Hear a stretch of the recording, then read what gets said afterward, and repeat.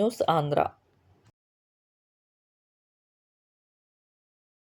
పాత చింతలపూడి మండలంలో నియోజకవర్గ శాసనసభ్యులు సొంగ రోషన్ కుమార్ ఆదేశాల మేరకు ఐటీడీపీ చింతలపూడి నియోజకవర్గ అధ్యక్షులు బోడా అనీష్ కుమార్ గారి ఆధ్వర్యంలో ఏలూరు పార్లమెంట్ సభ్యులు పుట్టా మహేష్ కుమార్ గారి పుట్టినరోజు సందర్భంగా చిన్నారుల మధ్య కేక్ కట్ చేసి జన్మదిన శుభాకాంక్షలు తెలియజేశారు.